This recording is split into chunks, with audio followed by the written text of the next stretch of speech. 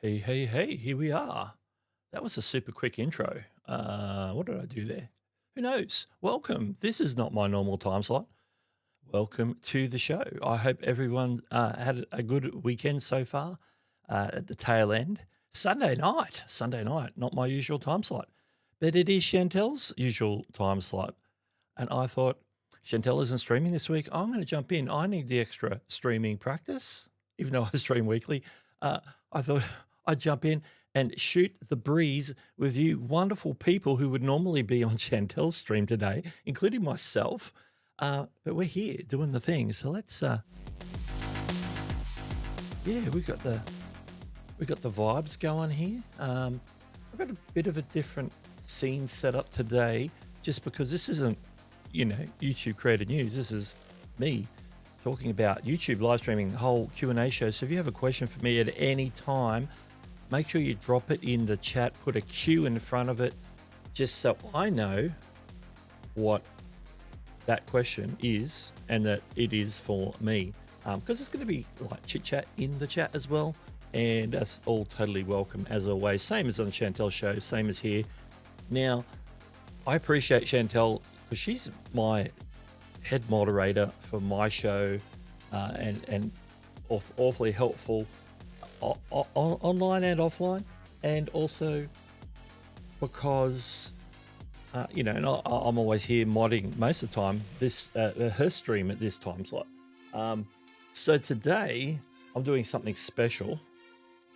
I'm just going to put this up here. So I'm going to say, if you want to support Chantelle like you maybe normally would in this time slot, go ahead. You can use her buy me a coffee. She doesn't know this is happening unless she's like happens to be watching on her vacation, which I don't think she is. But if she is, there you go. So if you want to support Chantelle, I won't get the alerts for that, of course. And if you want to support me, I got mine up there as well. I found that email assets from when we dual stream, so I thought that would be handy because I would like to pay it back, because Chantelle is a huge person in the community in terms of supporting people with live stream advice, YouTube advice, moderation advice, quite a lot. After she delivers her content every week, where she's always giving advice around those three pillars in particular, and throwing in a handful of rants every now and then as well. So today, if you got questions, this is totally open. I don't have any news to share. I did that on Saturday. I don't have anything else to share except for my experience and my opinion. So if you have a question for me, make sure you drop it in the chat. I'll probably see it anyway, but if you put a Q in front of it, that just gives that a little extra help today. So for the next probably hour or so, we're going to shoot the breeze and see what's what. Now, how's the weekend been so far for you guys?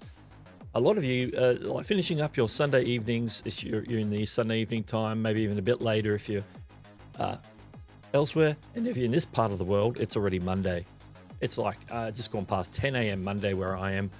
So yes, this is it. I'm here. Let's jump in and see who's in the chat so far.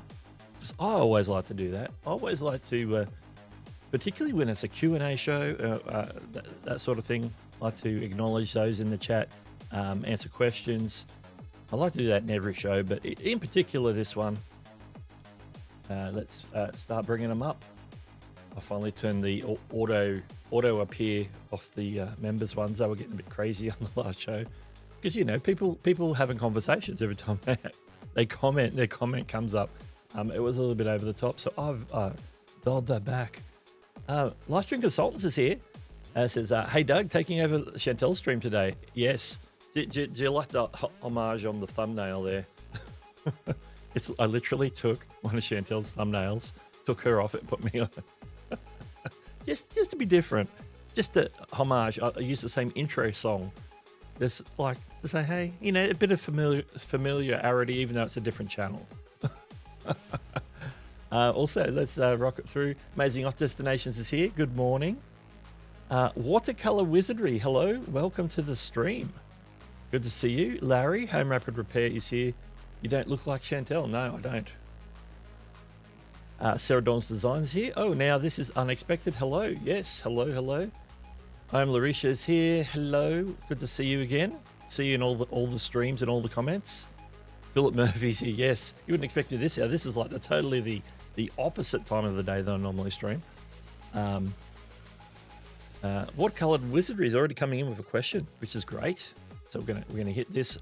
Just because I like to hit the chat in order, it just helps me not get lost. Which is good. I just noticed the courses tab, but it seems like just another set of playlists. Yes.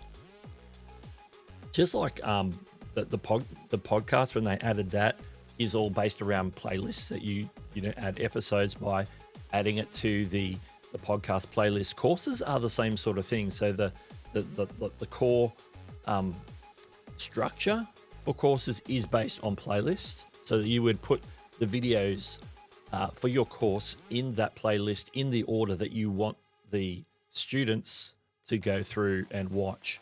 So that's why they use like the playlist architecture, so that people can like come in at the top end and then work their way down. Now, I believe Courses has extra functionality, which I haven't dived into yet, but I do know that you can add quizzes to courses. I don't know what that looks like, but they've recently added quizzes to regular videos, which I'm working on a video about right now. And maybe I should have been recording that video instead of live streaming, but I thought I want to live stream today. Put that out there. So yeah, there's more to come on Courses, how they work and everything. I haven't seen anyone do a video on Courses yet, so I need to. The thing that holds me back from making videos on something like Courses is I want to like walk through the steps, but I would need something, content to turn into a, even a mock course. So maybe I could just, make up a handful of videos, or I could just use videos that already got on my channel as a representation of, a course session, to do that. So that's something I might write down for my to-do list. Oh, there we go. Found the gifts. I always like the gifts, and I think that more so because Chantelle's gifts always go off, and she's always got her gift commands in the live chat for these. So I even updated the old mystery gift for this one. Shout out to Bowls Promo TV. Good morning. At work at Sunshine Coast. I know someone who might be on the Sunshine Coast right now. I know people who live on the Sunshine Coast. Sunshine Coast is an awesome place. I wish I could go there more often. Need to change up the hydration. Hydration is just swapped out. So let's keep going. It's good to be here for a bonus stream this week. For a split second, I'm like, maybe I should do a member stream, but like, no, I want to jump in and sort of serve the same people that Chantelle serves at this time slot each week. So that's the reason why I'm here. Sarah Dawn says at 7 p.m. here, I'm currently snuggled in knitting and an evening coffee. Yeah, that sounds pretty like a pretty chilled Sunday night. Sarah Dawn says, did the Valentine's Day stuff yesterday, which was fun? Yes, of course. 14th, Valentine's Day. It was also like bonus trivia knowledge for February 14, 2026. It has been on that day 60 years ago, so 1966, which is before I was born. Australia changed from the old currency, the pound, shillings, and pence, as we do, the weird non-metric currency, to the metric currency of dollars and cents. We're real original in naming those, following on from other countries, including the US, dollars and cents. So, we've had dollars and cents for 60 years. Before that, we were using pounds, shillings, and pence. If I had to do the math on how that worked, I have no idea. I was born in the decimal era. Just click on, here we go. Livestream Consultants has a question. And I know it's a question because there's cues in front of it, so always helpful. Doug, I know it's normally Chantelle's live stream time slot, but have you given some serious thought to having a separate Q&A live stream during the week? Seriously giving it consideration, because that's why I'm doing it now. That's So it's finding, for me, probably the biggest hurdle is finding the ideal time slot that fits in with my schedule as well. It might need to be like a morning show, just like my other show, because I'm home in the evening. It's my evenings. It's my late evenings. At the same time, I have to give it consideration that I don't do it too early, so it's too early for a lot of people. Can't go any earlier than what I do my Saturday show. But if I do it later, then it's like, I have to get up, go to work the next day. Am I going to be up too late? So I gotta find that consideration. I don't really have time in the mornings. I get up, get ready, go to work. This time, like I generally don't work Mondays. So Mondays is a possibility in the sense of maybe I could piggyback off Chantelle's show or something like that. But I don't know. Is that?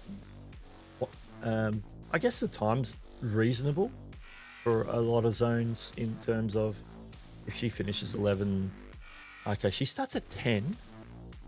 And it's going to go back to 9. I'm thinking my local time goes back to 9 at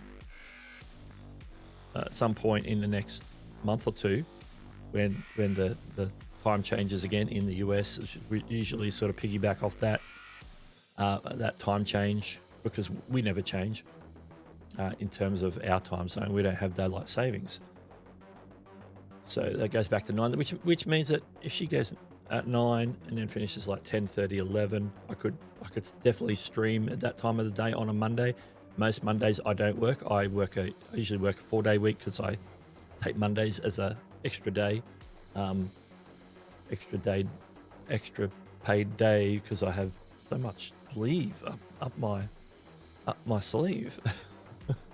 So yeah, working on time slot is probably the way to go. So yeah, open to suggestions. It's got to work. It's got to fit my schedule as well. Having my studio all set up again is a huge bonus, and allows me to be more flexible with all that stuff as well. Do you know if quizzes is for bigger channels? I added a couple in a video, but didn't seem to change anything, at least not yet.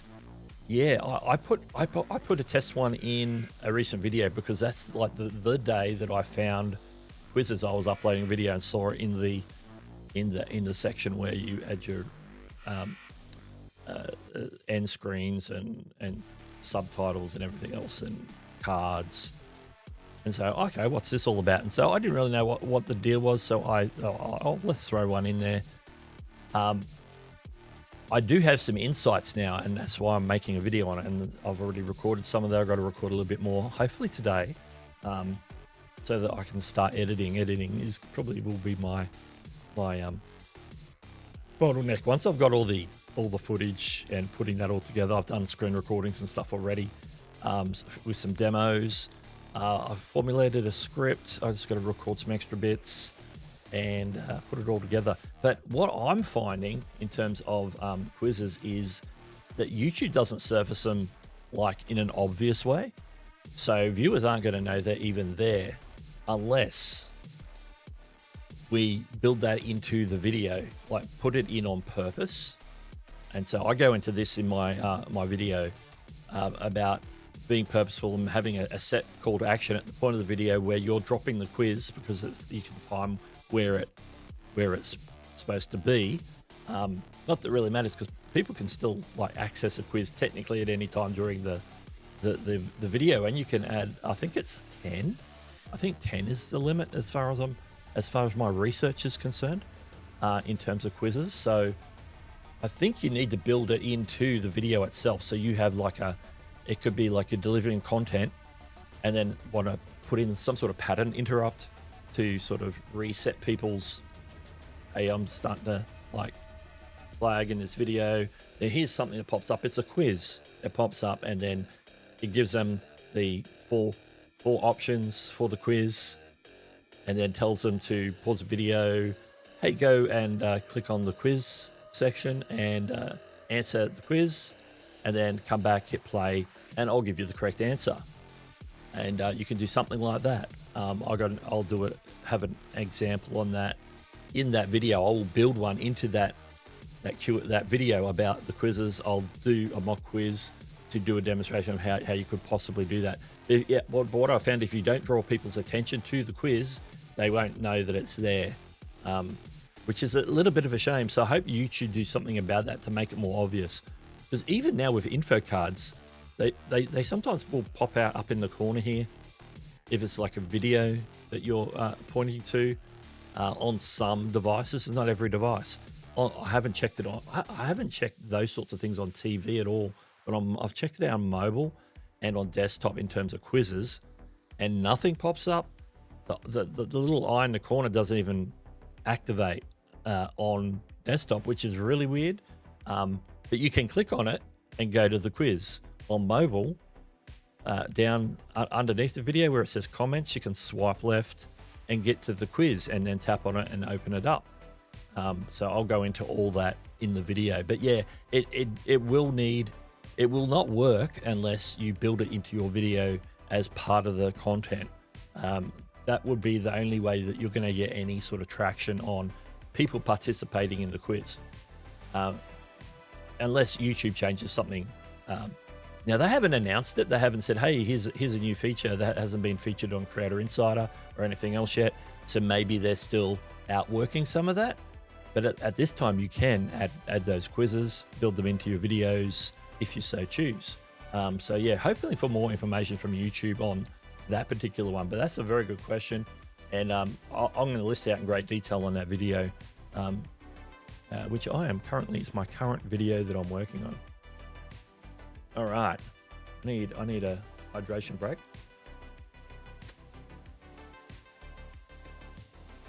All right, Larry says, I was on a Zoom call with YouTubers looking at one of my videos with a quick viewer drop off, but the percentage that stayed in retention watched the whole video. I still consider this okay. Yeah, because it's with any sort of statistic, when you get to percentages, like percentages of viewed, like click-through rates of percentages, different things like that. These are the averages. These are aggregation averages. They're statistics. So whilst you might have like a shorter AVD, or you even see in your retention graph that a lot of people are dropping off at some point, you're always going to have a lot of people who habitually will watch to the end. Like, I'm one of those people. As long as there's something that's not offending me or something in the video, or I'm not getting bored to tears, I tend to, if it's a creator that I regularly watch, I watch up until I at least see the end screens pop up. And at that point, the end screen is a trigger that the video is ending. Now, if they're still delivering some information while those end screens are popping up, then yeah, I'm sticking around if that's part of the video and I want to know. If they just go to an end screen and are done and then show their end screen, then I'm out of there. But when in terms of if there's still a sizable amount of people watching to the end, that's still good. If people are pulling the averages down by, there's still a lot of people dropping off early, then that's just means that you've got some retention work to do. Maybe we need to do something better. Maybe I've lost people because of terminology, or I lost people because of I sort of went off track a bit, went down a bit of a rabbit hole that wasn't really on topic or didn't really appeal. There's various reasons why people might drop off early, or maybe they got the information they're looking for and then they bailed. Like they got their question answered early in the video and then they're gone. That's another thing. So there's all these different reasons for, in particular, when you look at the percentage and the drop off and the retention, average view duration, in that whole thing. So yeah, it's interesting. It's interesting. I still think it's okay because people are watching to the end, so that's a positive. It means that the people who are locked in with you are probably the ones watching to the end, and the people who are maybe sort of got the answer they're looking for and bailed, then they're served too. They're satisfied because they got their answer, so that's sort of a positive. So even though people leave early but they're satisfied, then it's possible that they're going to, next time they have a question in that same sort of area, that they're going to be checking your channel first. So it's like what's a I'm trying to think of the there's a saying. I want to say it's swings and roundabouts. You lose something at this end, but then you gain it on the other side. That sort of thing. So it's it's something to be aware of, and something maybe you can work on in the. I think that comes to the combination of the script and the delivery, like how you structure the video, in terms of where people are maybe dropping off early. Maybe you could either shorten the video or make the information that they really need a little bit further in the video, but at the same time you don't want to pad it at the front end, because then if they go, oh, when's he going to get to the point, then that brings in that dissatisfaction that people have. So it's a balance, a fine balance. I think this is my thoughts on crafting videos, and it's something that I'm always conscious of and thinking I need to work more on, and putting more efforts into that. Particularly, I never used to do very little scripting at all. I do a lot of scripting now, and sometimes that can show in my delivery. But I need to, if I want to get better at the delivery, I need to keep doing it to get better at it. So my foundation is, a lot of people just need to be working on. Obviously, there's the packaging. Packaging is important. We hear about packaging a lot. The titles, the thumbnails, the topics we choose.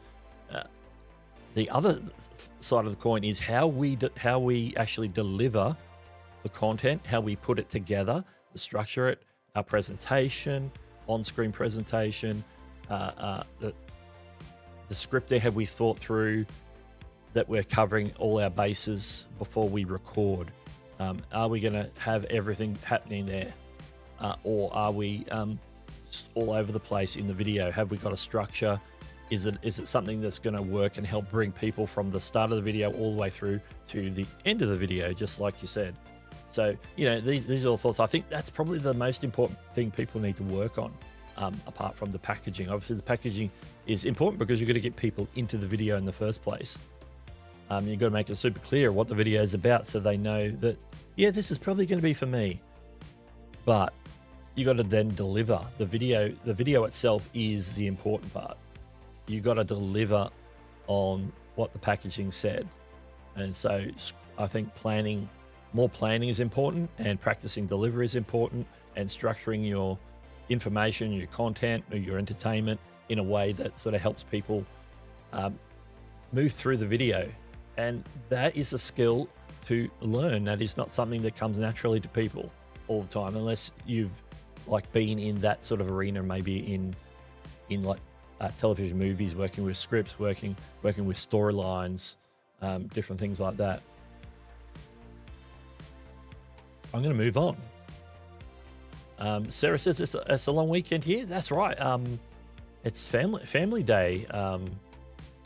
Yeah, I noticed that Linus Tech Tip said that it was family day on Monday as well, and they're in BC. So yeah, long weekend there. I know the US is at President's Day on Monday. So happy President's Day, happy Family Day. It's about 4 p.m. here, USA West Coast. Yeah, I was just watching a live stream that's at LAX, and it was still light afternoon. Often catch those streams on a Monday morning here. Another question from Larry: is your viewership mostly USA, followed by Australia, New Zealand? That's a good question. I think that's something that, if we're going to answer, we should answer at least somewhat accurately. So let me jump into my analytics and let's look at audience. First thing I need to do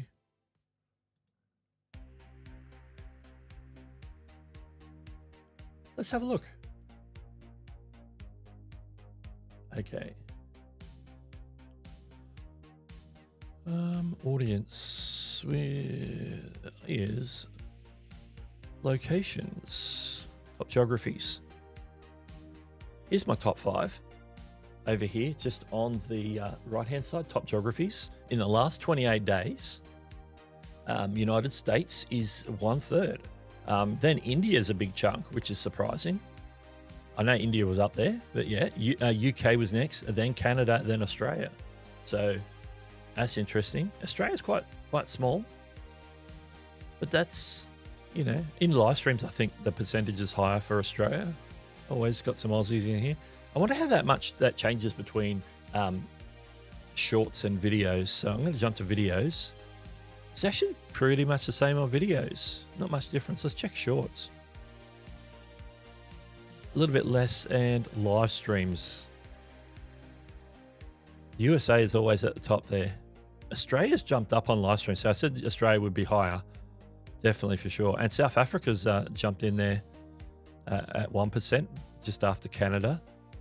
No India in the live streams. I don't tend to see too many Indians in live streams, and it could be time zone too, because right now there it's early morning, and then when I stream in the my evenings, which is your mornings in the US, it's early evening India time. So they might be eating food. So yeah, that's interesting. Interesting question. I hadn't checked that for a while. That's what I thought I'd jump in and have a look. I'm going to jump on this one. Another question.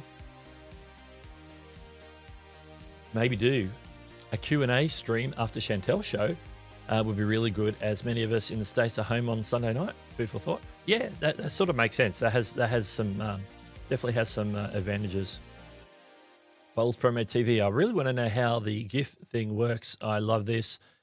Why I've never heard of this. Must be the rock I'm under. Okay.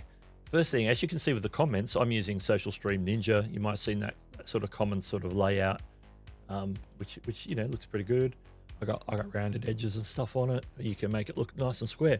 But part of the Social Stream Ninja isn't just bringing comments on screen or tracking comments or aggregating comments for multiple streams like Twitch and short streams and Instagram and bringing them all in together.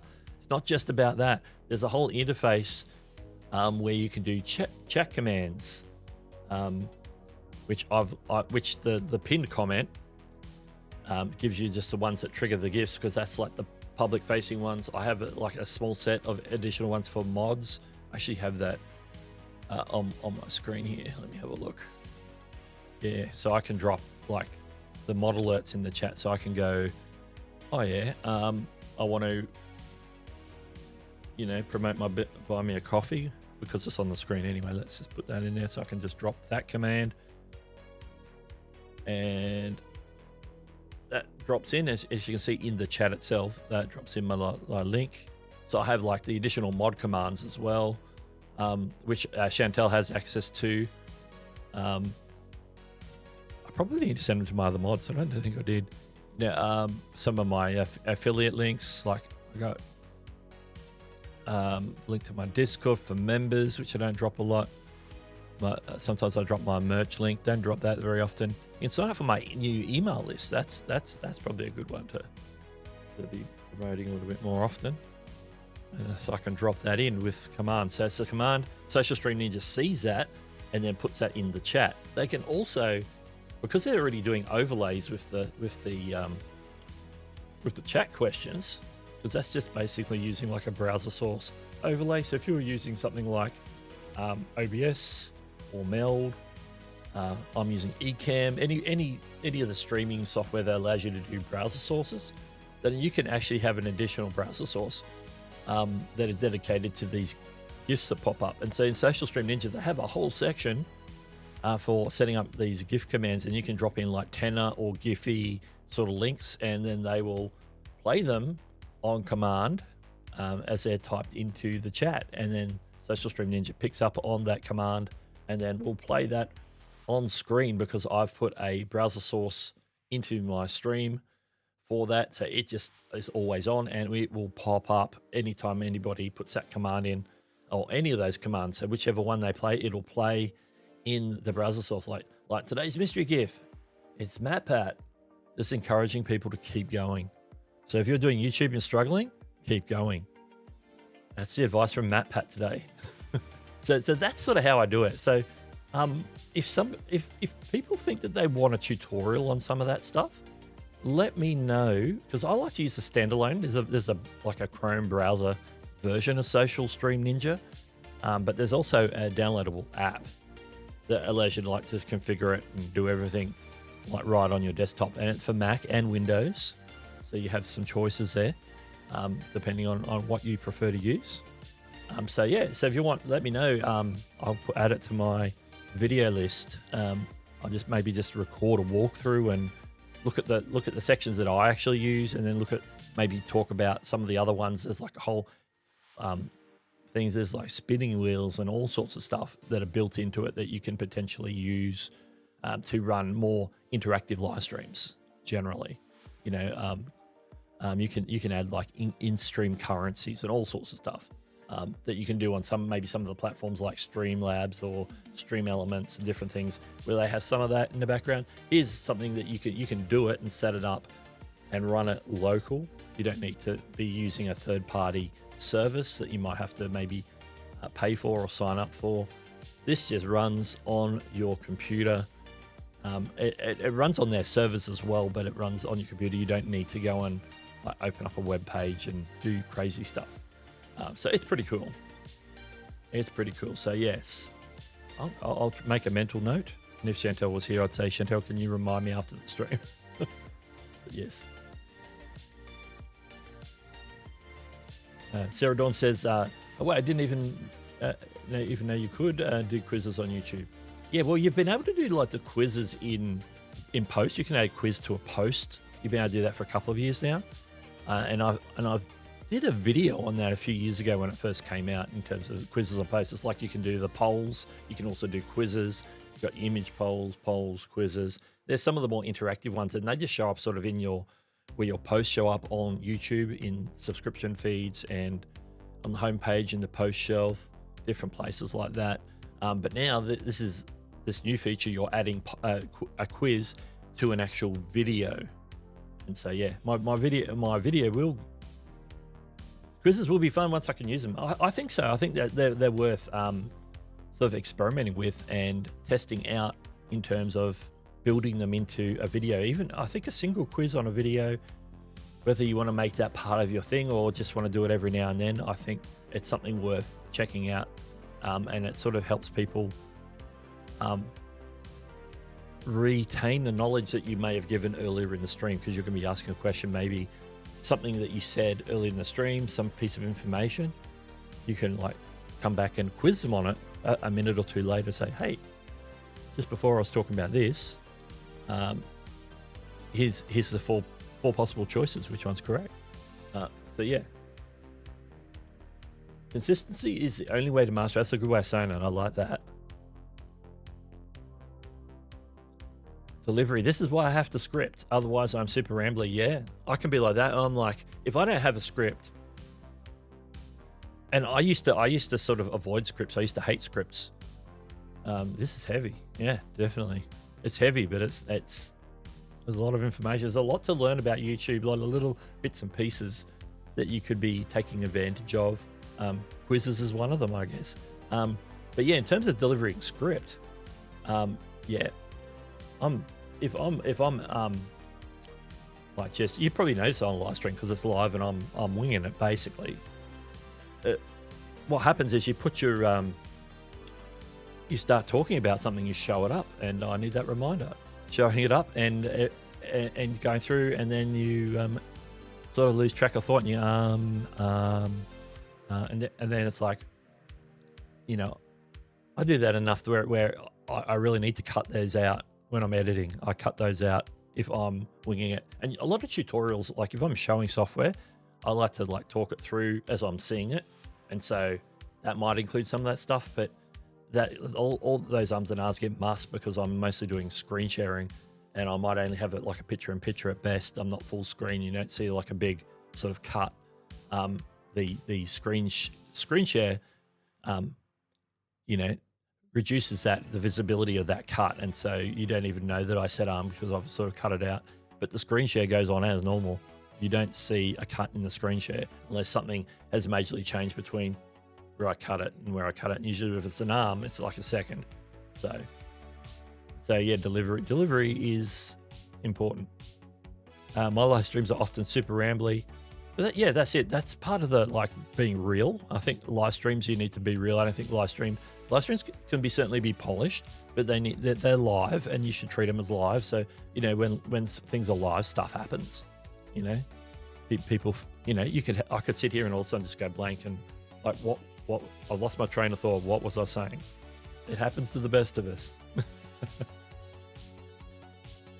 Yeah, remembering lines is terrible. I use a teleprompter. Like right now, I have an iPad sitting here, and it's showing me the stream live, so I can see myself and I can see the comments right here in my view, and I can read those, because otherwise I'd be like looking over here reading comments. You'll see me reading comments looking at my screen to the side, because I've got my camera dead center. I've put the live feed on my iPad and using this teleprompter. So then if I'm recording something, I use the teleprompter app and I can have the script scroll while I'm recording. So I can record and then I can do takes. So if I mess up the line or something, I can go back and redo it and then cut that out and just use the best take. And, you know, quite often my policy is the last take's the best take. So if I'm happy with the take, then I move on. And so the last take's the best take.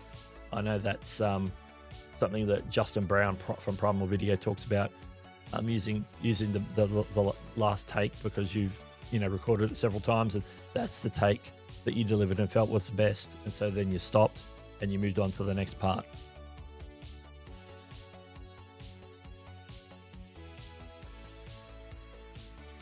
Yeah, definitely.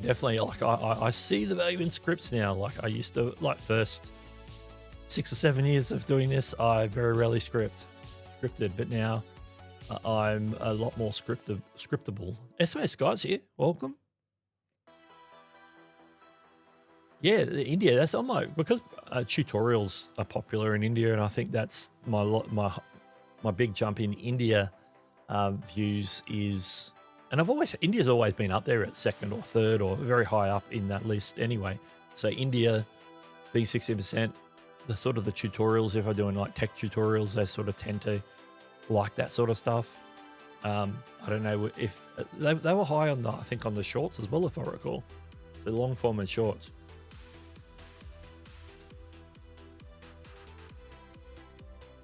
All right.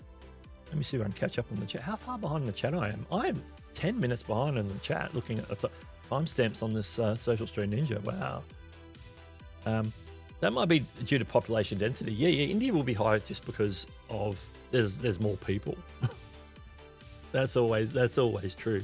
And Australia versus US, there's more people in the US. Like what's that? What are you guys? 350, 400 million? Our population's probably, I don't know if we've cracked 30 million yet.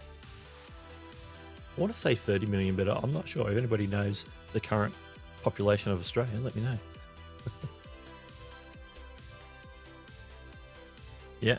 Because I always have, you know, there's a few Aussies in the chat, and I think there's probably a couple in here now. I know there was Bowls Promo TV from the Sunshine Coast. On my normal stream, Frankie's over in Perth. I have Chantelle. Sometimes I have Beanie from Melbourne. I have others, Craig and a few others who tune in from time to time as well. They're in different parts of Australia.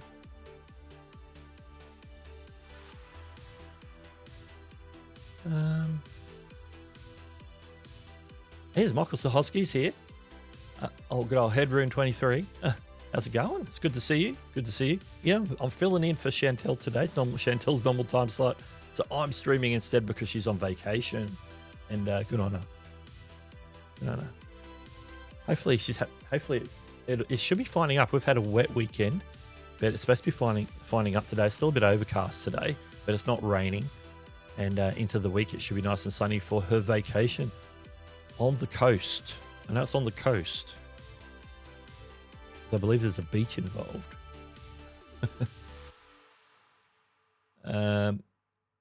I don't know why I clicked on that. Because I love to bring my chat commands over from when I used to stream on Twitch. Yeah, definitely. Brings a bit of interactivity to the stream, having that sort of where people could do something in the chat to directly affect something that's happening in the stream, and that's what the GIFs or the GIFs do. Have you seen Chantelle today? No, she's on vacation, as I mentioned. So yes, I haven't seen her. She will be. Hopefully, she's not watching. She might be lurking, but who knows? She should be out there having fun, enjoying her vacation.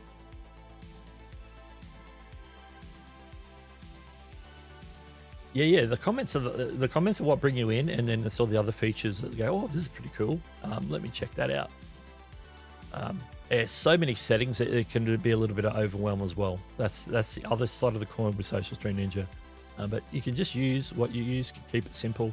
That is easy enough. Okay. Big yes for tutorials. I'm going to put that on my list because live streaming is a pillar of my channel, and I haven't done a lot of live streaming content.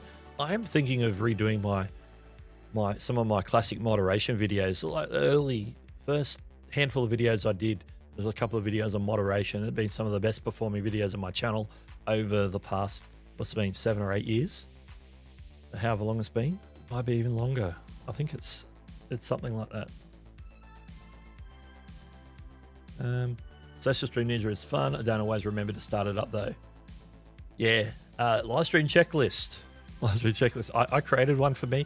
I basically talked through. I don't know if it was on back when I was still using ChatGPT or I was using Gemini, but I'm like, okay, I need to make a checklist, and I'd jump in, and it might have been chat because I was jumping in and leaving verbal cues. Oh yeah, add this, and oh yeah, can you add this and move this up here? This needs to be done before this. I had this really long checklist. I created a checklist. I never use it. I just sort of come and sort of do it off the top of my head. And sometimes things are forgotten, but then sometimes things just naturally, something's not working today. I've run out of time. I'm just going to have to go live anyway. All right. That would be a great topic for a second live stream. Absolutely. Absolutely. Well, we could, yeah, that one way of doing that content and making it not maybe a dedicated video is to do a dedicated stream that becomes a dedicated video afterwards, where I walk through Social Stream Ninja. So that is another one that could, another way of doing it, possibly. Let's jump on. More questions? Have you guys started using the voice reply yet? I've done a few when it first came out, and I just haven't built that into my habit because the way I deal with, I normally deal with my answer comments on most of the time on desktop, so I can't do voice reply. So I have to sort of get in the habit of checking my comments more often on my phone, because then I can do the voice replies. I can even go into studio and do them in studio, which is really good. But yeah, I need to use them more often. But I do jump in every now and then.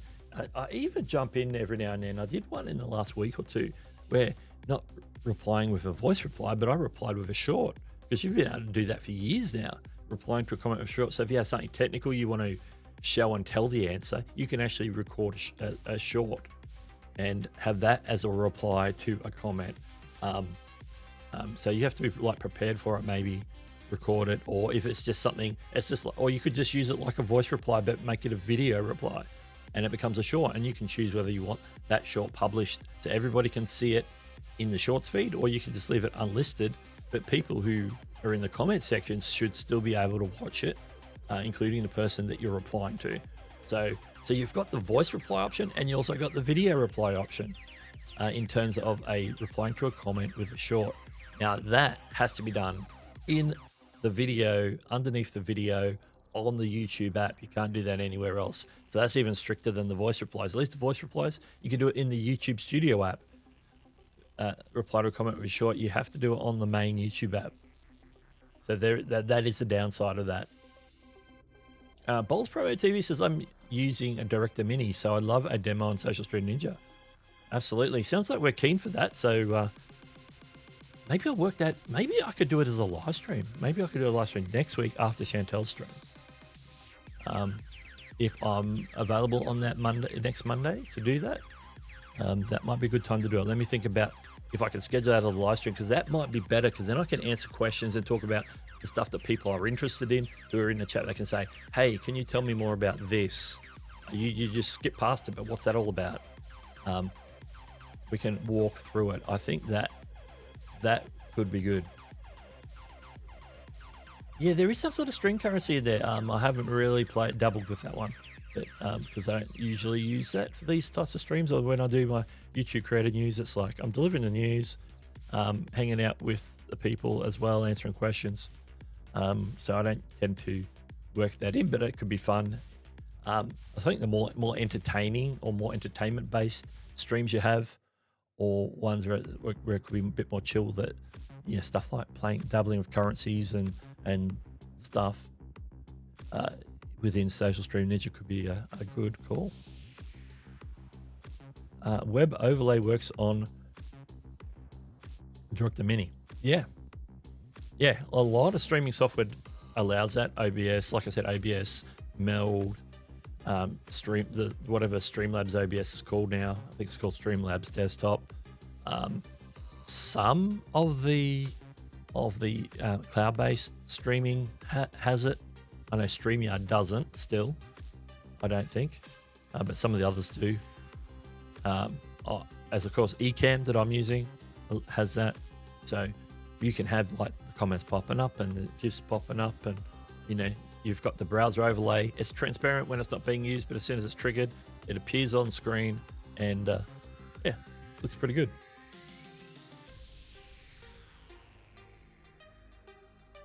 Yeah, I'm probably delayed, but yes, she's on vacation. Yeah. They're cool. You can find some really funny GIFs. I just go to my Giphy account and like figure out what's thematically something that I'm into, and a lot of mine you'll notice are Back to the Future, because that's like my favorite all-time movie from way back when I was a teenager. When it first came out in 1985. I've even got a Chantelle soapbox in my gift collection, just for like either I might be on a soapbox, or if we're doing a dual stream, I like to have that one handy. Yeah, there is a bit of a delay with gifts because I'm using the middle tier. Like I used to have it on the ultra low latency, and I was getting sub 10 seconds. I was getting like 6, 7, 8 seconds on ultra low. Some things you lose for ultra low, so I've just brought it up a notch to just the low latency. So I'm not on the normal latency, I'm on the low latency, so it's quicker than regular, but I think the regular one's usually 20 plus seconds, so the one I'm on must be somewhere between 10 and 20 seconds. Maybe it is about 10, 11.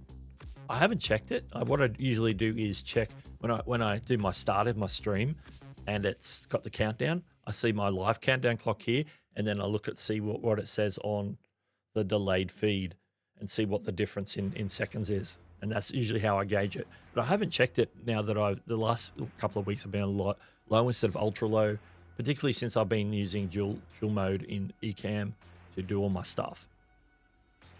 Sending out 2 streams effectively. But today I'm just doing the single horizontal stream. I'm not doing any vertical streams today. Yes, thank you for the reminder.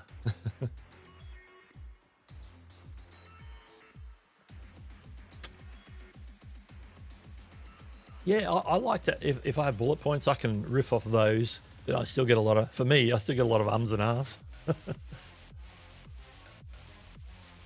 The current population is 27,614,411 as of the 30th of June 2025, according to the Australian Bureau of Statistics. And they're the ones that do the counts. Absolutely. So I didn't think we'd reached 30 million, but I know we're heading that way.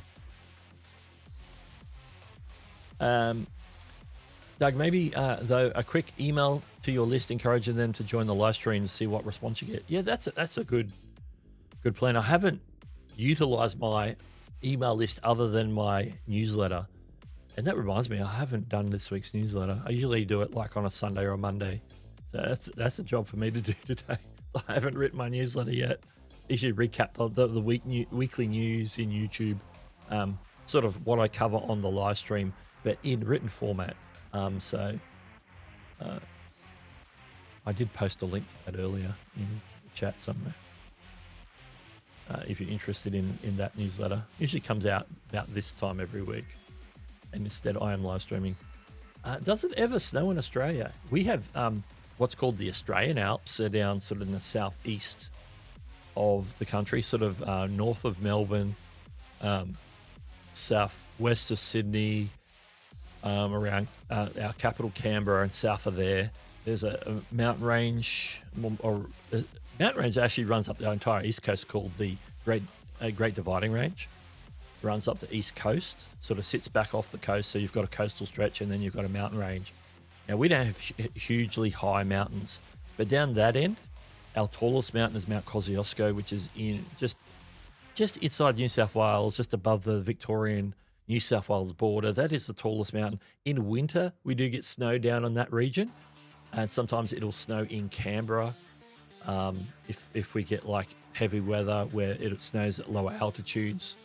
But generally, we don't get too much snow anywhere else. If we get a cold front blow through in winter, it could go up the coast and drop snow on that range, all the way up to close to the Queensland border, but not quite. Occasionally, we will get a light dusting just over the Queensland border in a place called Stanthorpe is the main town there. They occasionally, maybe once a winter, might get a dusting of snow, or might actually get a proper fall of snow, but usually it happens once in a season. But it does get cold and chilly up there, but it's not high enough to get any regular weather unless we get like a really cold front blow through. So we do get snow, but not much. Certainly not down like sea level or near sea level where we are here. We're like low. But there has been reports of snow in Brisbane on a very, very rare occasion. I think that historically, maybe a couple of times, and it would maybe just be light dusting or just hit the ground and maybe melt. Obviously, we're more likely to get storms and get hail and get ice and get a layer of ice from the hail, so loose balls of frozen water, you could say. That's more likely where we are. But even that's not that common, but in a season, somebody somewhere will get some hail. All right, let's keep going. Get caught up. Let's see if I can get caught up on the chat here.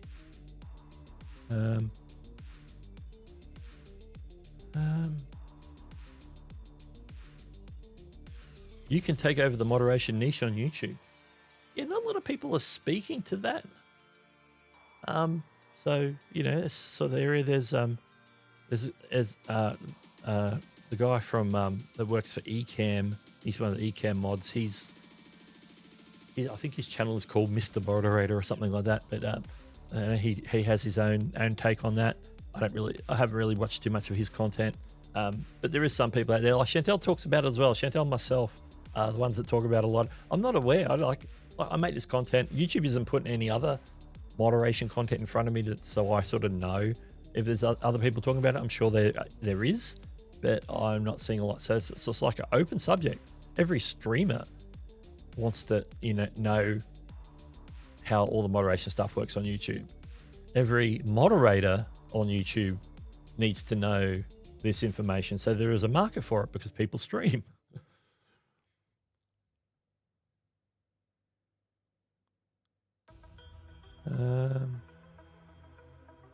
I'm mastering mainstreaming, not doing a great job, but getting better. I'm even doing dual vertical and horizontal. Yeah, I think that's pretty cool. I think it's really cool. Like right now, I can see my vertical. I got a vertical set up. It's recording the vertical, but I'm not streaming the vertical. Just because of how Ecamm works, and I didn't want to set up a dual stream. And sort of like have to police two sets of chats right now. Although I did see some information yesterday, I think. It was yesterday. When I was setting this stream up, actually. It does look like that soon the YouTube dual stream feature, you'll be able to connect encoders to it properly, where you can tell it, send it the specific vertical stream from your encoder and the specific horizontal stream. Right now, it's just taking the horizontal screen and cropping the middle, like right down the middle here. If I can get in the middle, it's cropping that and then sending that to the vertical. Soon, there is a note saying it's in coming weeks, and that's in the official YouTube documentation, where you can connect the encoder for both the vertical and horizontal. So then, the beauty of that is for if you're using software that does both, like Meld or Ecamm or plug in with OBS or whatever, where you can say, this is my horizontal feed, connect that, and here's my vertical feed, connect that. It unifies the chat, so you have your chat in your live stream dashboard in one location, so that's unified. So you don't have to, if you don't use third-party sort of chat software like Social Stream Ninja, you can still have your unified chat there on YouTube directly. So everybody who's commenting on either the vertical or the horizontal stream is showing in the same feed for everybody, and in the studio. So that's pretty cool. So that's coming. So you can connect your encoder, and later YouTube is also bringing where you can do different crops. So you can crop your stream other than right down the center. So if you're just sending one feed and want YouTube to handle it, then you can set up designs. So maybe you want to shrink it down and put it in the top, and maybe have something else underneath or something like that, or just have it horizontal but sitting vertically in the middle of the vertical stream, right dab in the middle. They're going to give you like framing options basically. So that's coming as well, but it looks like the encoder thing's coming in weeks according to the documentation on YouTube. So I think that's cool. I want to get caught up in the chat.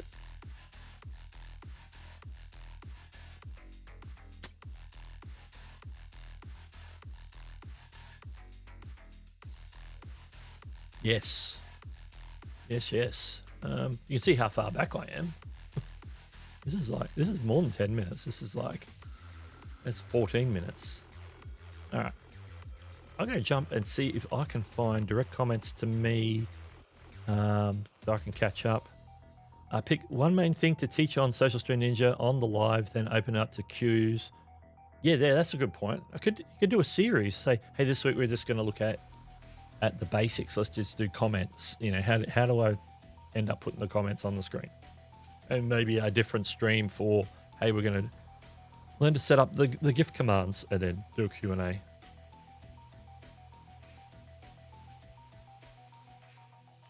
It's I have seen a few blue patches down here in Brisbane, but it's mostly still cloudy, but no rain. So hopefully, they did say that we should start seeing blue skies today here on the forecast. So we'll see how we go.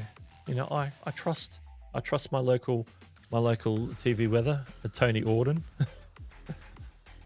A shout out to Tony. I hope this brings people hope. I remember wondering if I will ever hit 4,000 watch hours for partner program. Now my channel does that every few days. Yeah, absolutely. Because we start off. So I was looking at my one of my other channels. I don't know if it was my tech reviews channel. Maybe it was. Yesterday I was going through and just sort of making sure I had kept up with comments and different things like that. Out of sight, out of mind. Sometimes it's like, oh, I haven't answered comments for a couple of weeks or whatever. I like to jump on them a little bit quicker than that. But I don't always get notified on those, because most of the time I'm getting notifications for comments on my main channel, for example. And I only had watch time in the qualifying period was on that channel was probably only a few hundred.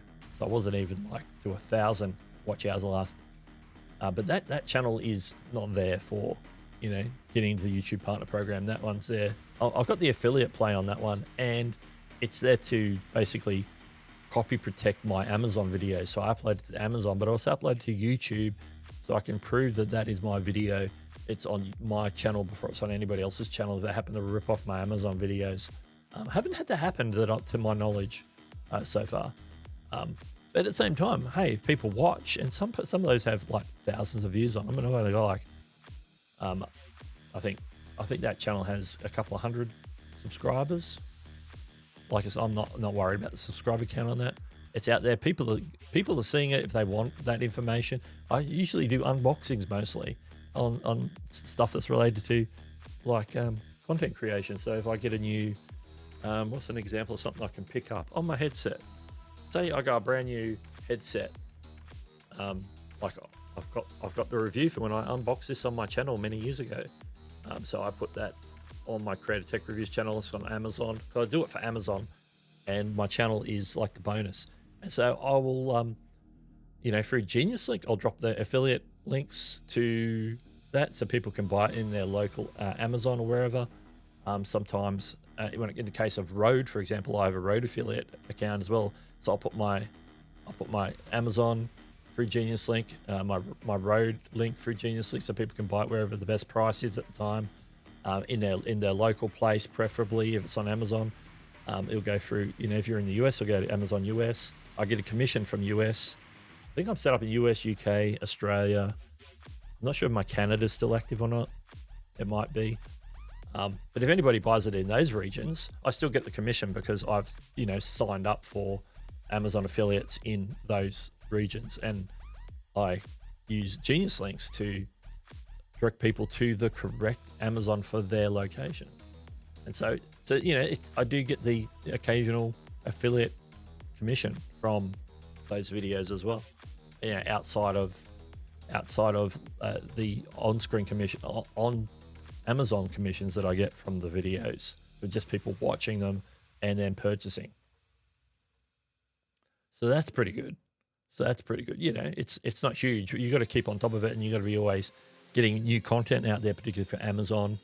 Newness is always good, and the product still has to be relevant as well. Some products can be evergreen for many years. Some products get updated and depreciated, and then they put out a new version of that same product, but it's a different SKU, it's a different feature, it's a different version. So that can happen. But back to the point, that channel isn't there to get me those watch hours. But other, as Larry says, just keep plugging away. As Matt Pat's saying on today's show, keep going. You've got this. There's one guarantee is if you don't give up, if you give up, you're going to you automatically fail, because when you give in, you stop doing it, then you don't get success. You sort of it's dead in the water. You have to go do something else basically. If you keep going, there's always opportunity to either learn, to grow, to get a breakthrough, to get better at the skills required to do the top content that you do. Over time, you will grow. You get more subscribers. You get more views. People discover you over time. It's not an instant thing. It's not an instant thing. But as YouTube gets to know you better, as your audience gets to know you better, as your audience grows, then it snowballs because it gets in front of more people. Because audience response is the key to getting in front of more people. That's as simple as that. So if you can get people to click and get people to watch all the way through, then you're more likely to get in front of more people, because YouTube sees that video is satisfying a large group of people in a certain topic bucket, you could say. So, yeah. I paint on my live streams, and I think I'll start with teaching or answering common questions before the quiet painting, then edit that first part as a video. Yeah, that's a good way of doing it. There's a usable portion that can become a standalone video, and then you've still got the community aspect for the quiet painting at the end, where people can, I guess you're painting and chilling and having conversations in the chat, and I think that's pretty cool. It's a bit like Chantelle's when she does her Thursday streams on her Fiberific channel. It's like, hey, we're here, we're doing our project, we're crocheting or whatever, and we're chilling and we're having conversations as we're working on whatever our current project is. Very good, very good.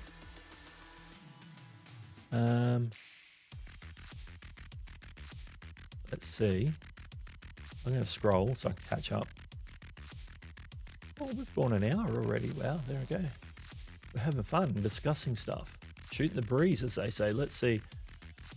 SMS guy says, just in response to what Larry posted, I've been stuck at around 1,500 hours, but live streaming telescope views is tough to get traction sometimes. Also doesn't help.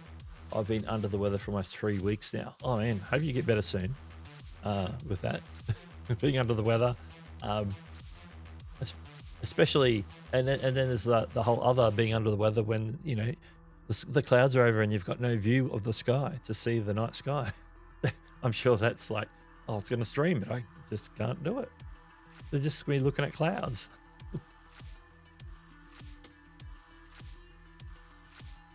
Always thought more people, Australia had more people.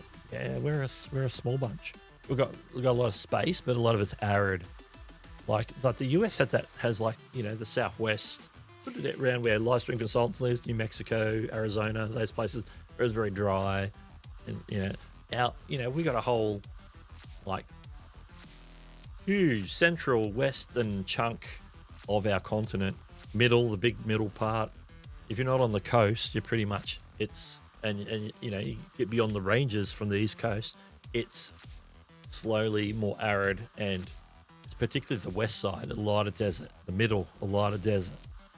You know, it's not a good place it's not a place for sort of mass habitation, you know, particularly for like water supplies and stuff like that. At least, you know, you can get in the US, you can get a big city like Las Vegas, and, you know, you've got that water supply because you've got the Colorado River, you've got the Hoover Dam there. They've got some sort of way to get water because they've got the Colorado running through there, even though it's in that desert area near the Grand Canyon and all that. So you've got that opportunity to do that. We don't have anything really like that. We do get flows if we do get storms, and there's a whole river system that runs from sort of the north sort of through the back end of Queensland here. It will run down south. It runs all the way through South Australia, New South Wales. Some of it ends up in the middle of the desert in Lake Eyre. It has an Aboriginal name now, which I don't recall. Some of that runs down all the way down into the Murray-Darling system, ends up running out into the ocean down near Adelaide in South Australia. It runs all the way down, and then that'll bring water through. They can capture some of that along the way. So you could get rain and flooding up the north at the beginning of the season, and then now it's flowing down probably through New South Wales right now. But that rain fell back in like November or whatever, or December or whatever, and it just takes so long to flow down. But that flow isn't reliable and it's not constant, so you can't you can capture some of that as it comes through, but eventually they'll get used up. You don't always have flow in some of those rivers. Some of those rivers actually stop flowing at times, particularly in most parts of the year, unless you have that torrential rain somewhere further north, further tropical, where we're getting maybe tropical lows or cyclones and different things coming through and dropping a lot of rain. And it just takes forever to flow down. It's one of those things. So our capability for holding a bigger population is limited. We certainly could, but it would need to be managed. And I don't think we could ever get to the population of the US unless, you know, better technologies to sort of facilitate that. All right, let me see. As a note to population, Southern California, essentially Los Angeles south to the US-Mexico border, is around 24 million for reference. So yeah, population of SoCal, there we go. Is it worth moving down under? It depends what you're looking for. Depends what you're looking for in terms of like lifestyle, weather, job opportunities. I like it. I think it's a good lifestyle. We're a little bit more laid back.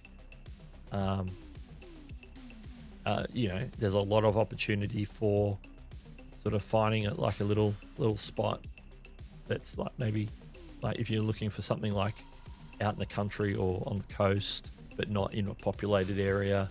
Lots of opportunities for that. So yeah, depends what you're looking for. Absolutely.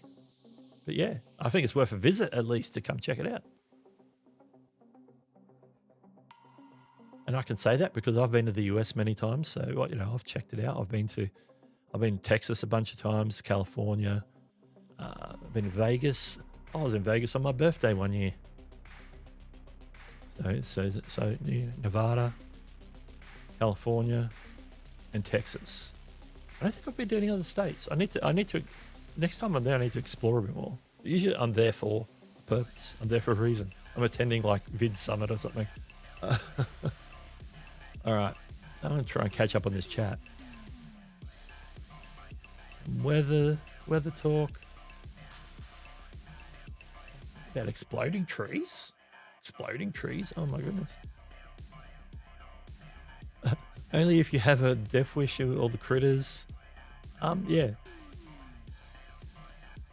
Ocean. Look out for sharks and up north crocs. On dry land, you're pretty good. Just, if you're in the city, you're pretty fine. But out in the country, there are spiders and snakes that could do you an injury if they bite you. But it's not like nothing to be scared about. We don't have any I don't think we've got any wild animals that would be a concern, like larger animals, unless you're out in the scrub and there's wild boars or something, usual domesticated things like bulls. You don't want to go a paddock with a bull. I don't think there's too many in the natural habitat that's going to come and get you, except for those snakes and stuff. Everything else is pretty good.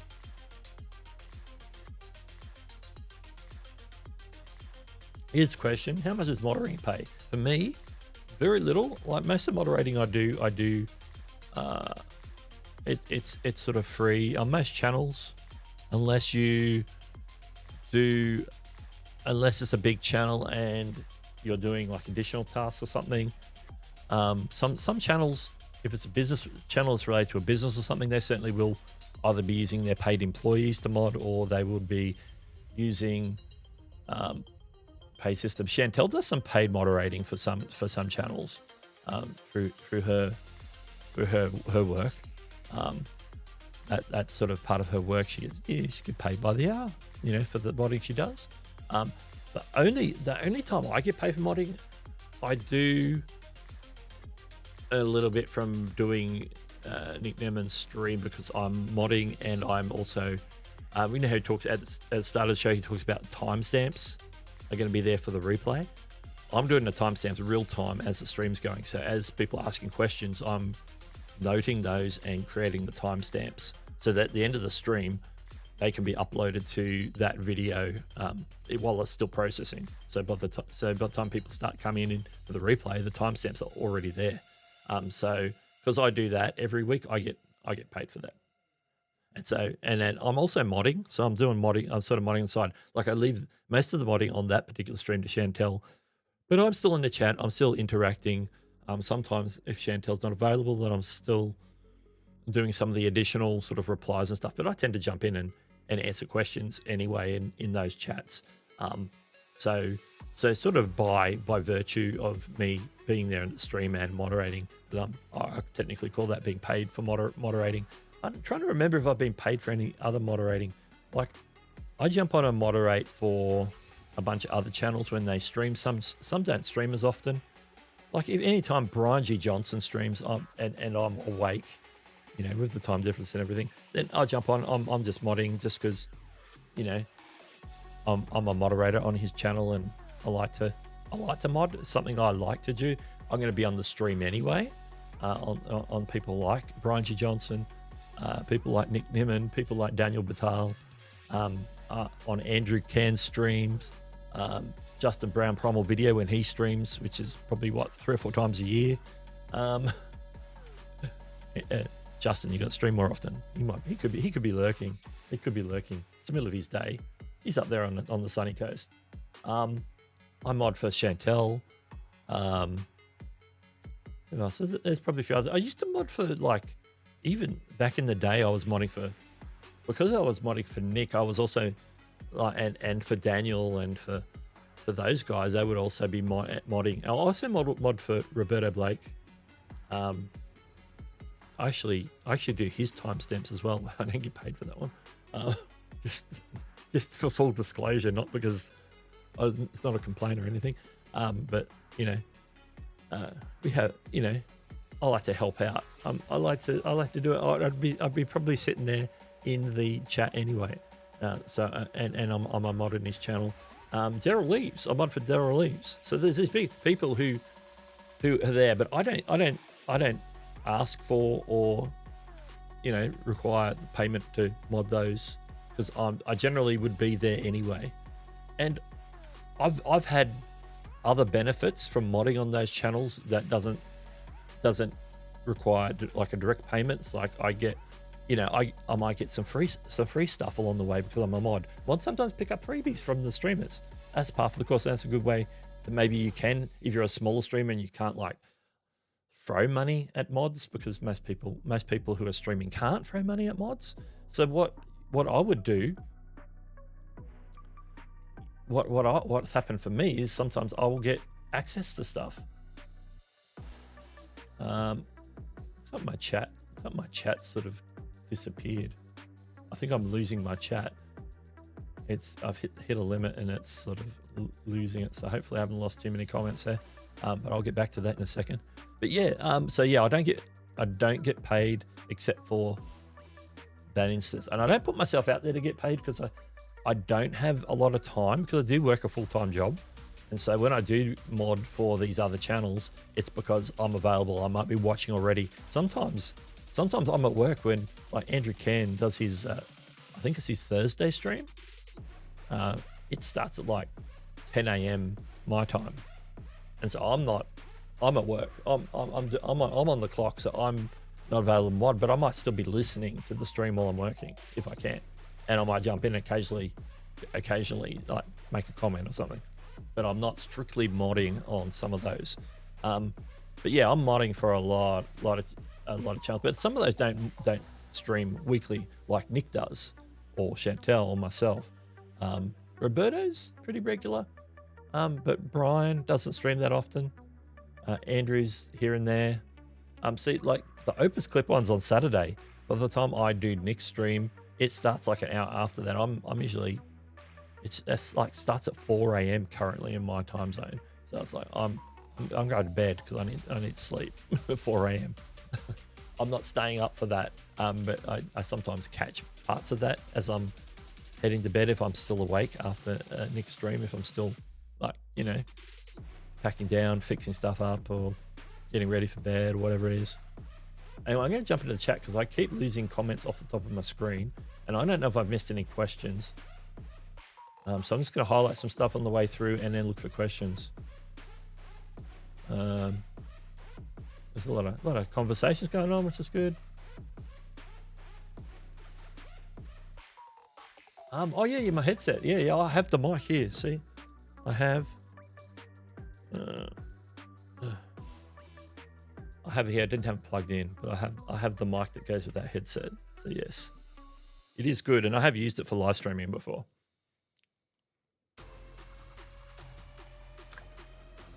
My job is to get caught up. Doug, will you have your headphone sign made that color blue? I got this retail set, was like on clearance. It was like $10 from Bunnings Warehouse actually. And so it comes just in that color, so I don't really have any options for changing that. But the top part is blue, and then the earphone part is like a pink. There we go. And the camera focused for a second for that. Maybe because I was pointing at it. I don't know. If you don't give up, you can win an Australian golf event. That's it. I don't know if that's a reference to Live Golf in Adelaide. I don't follow the golf that much, but yeah. I didn't even hear the results. I just knew they were. The only reason why I knew that Live Golf was going to be in Adelaide last week, or whenever it was they sent a plane from Brisbane to Bahrain to pick up the golfers to take them back to Adelaide, Qantas 787, because it came in from Los Angeles and then went out to Bahrain later that day. And that's the only reason why I know. Hey, I didn't know you came up on Sunday night, so I guess Monday morning for you. Yeah, this is Chantelle's normal slot. She usually does this time. She's probably would be thinking about wrapping up around this time, which I should probably do. I'm trying to get caught up on the chat. That's my goal right now, getting caught up on the chat. So yeah, because Chantelle's on vacation, I thought I'd fill in and do a bit of a stream and shoot the breeze with you guys. Having a lot of fun today.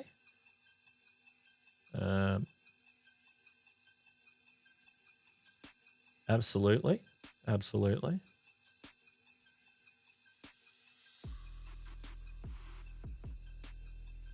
Yes.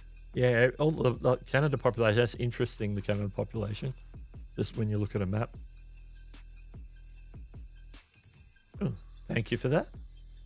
I'm speed running the chat so I can just jump on, highlight some stuff.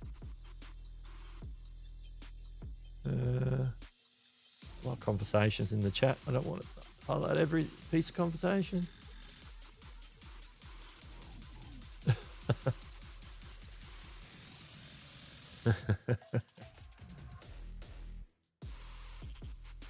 Yeah, New Mexico. That'd be fun.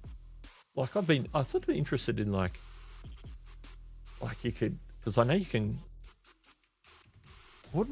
I've sort of been keen on sort of checking out like through Phoenix. So I guess you could just keep driving. You know what I mean? Phoenix across from Arizona into New Mexico. You could probably do that way.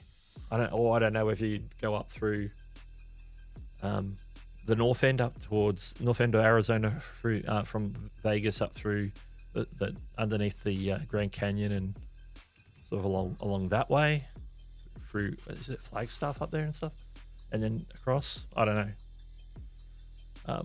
That's one way of doing it. I don't know if coming in from the Texas end would be good. Maybe you could fly there. Absolutely, I'd love to check it out. I think the best way to check it out would be to drive through and sort of check out the sites. Do the road trip.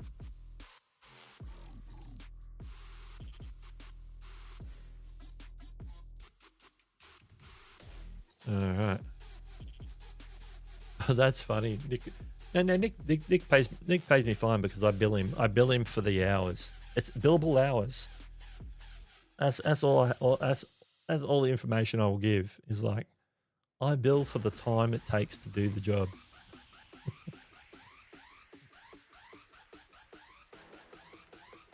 Yeah, I really don't know how much D gets paid for that. He probably does it out of brotherly love.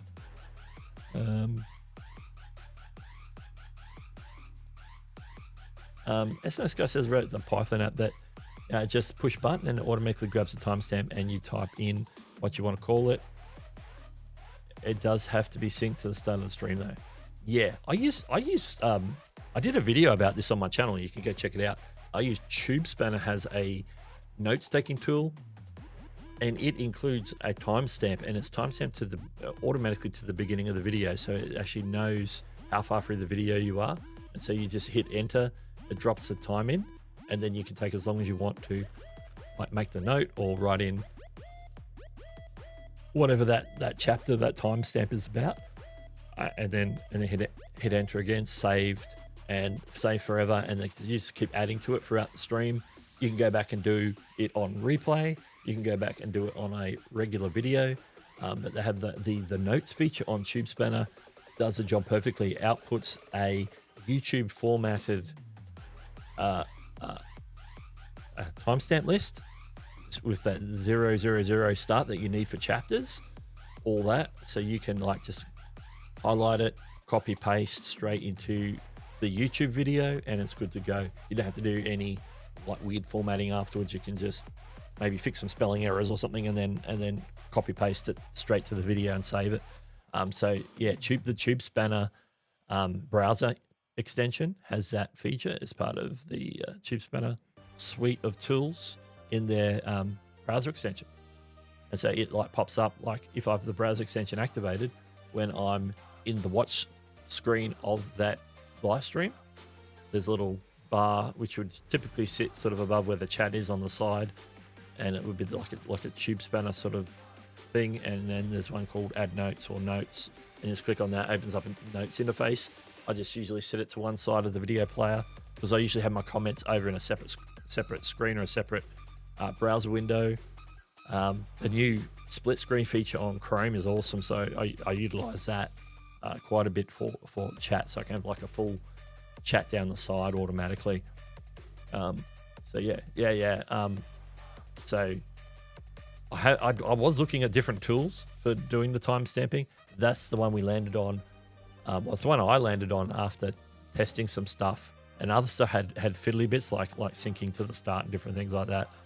You know, if you weren't there right on the second and go when the stream went, you know, your timestamps would be out. But this timestamps are like aligned and perfect.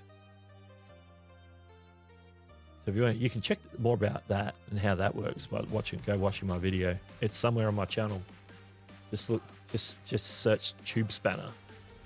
It'll come up. It's probably the only Tube Spanner video I've got on there so far, because it's the #1 tool from Tube Spanner I use. Not the only tool I use, but it's the #1. I use it every week.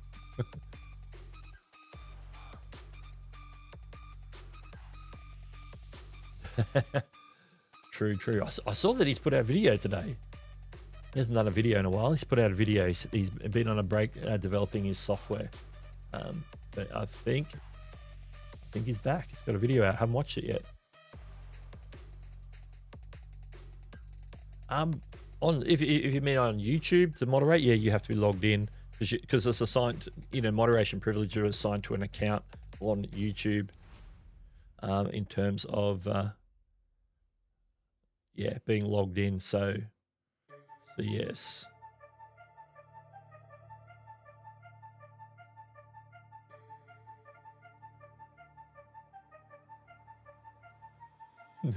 Yeah, I'm trying to get caught up.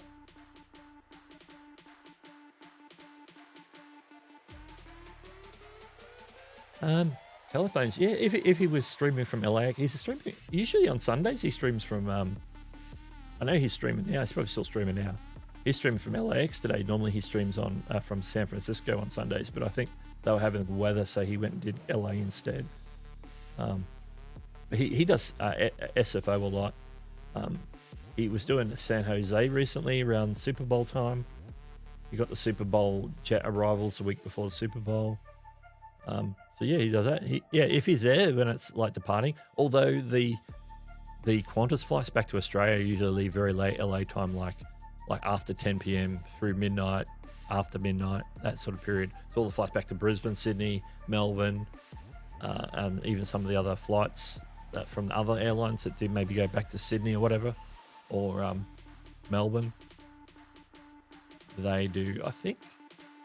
There's a couple of airlines. I think Delta does a Brisbane flight in this at this time of year from LA. United do one from San Francisco to Brisbane. American, we're doing some in conjunction with Qantas, but we're back to Qantas full time. But they do Dallas Fort Worth to Brisbane, which is pretty cool. Seasonally, of course.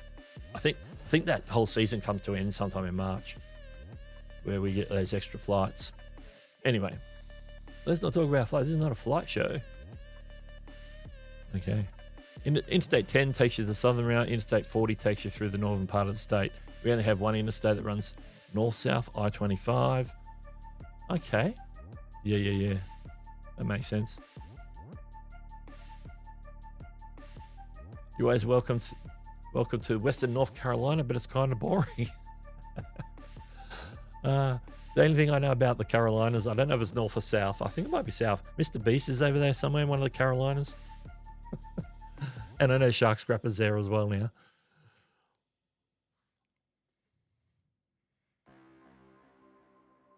I recommend if anyone's driving in Arizona that if you're in the middle of nowhere, pull over and stop and look up at the sky. It's clear and it's quite amazing. Oh yeah, at night time without all the light pollution from the cities, that'd be amazing. We'd probably get a lot of that out back at Australia as well. Clear night, away from any towns or city lights. Beautiful. My goal is to get caught up. So Doug, if you want me to moderate, you just click my name and nominate me, and we should try that one day. Yeah, absolutely. That's exactly how it works. So, I'm just looking over my real-time chat, and I see Andrew Cairns in the house. I haven't caught up with that chat. Oh, actually, I'm close. I'm near the bottom. I've nearly caught up. Here he is. Andrew Cairns is in the house. 2 streams in 1 week. Well, you know, Chantelle is on vacation, so I'm like, I'm gonna steal her thumbnail Well, when it comes back, steal her thumbnail and stream in her time slot.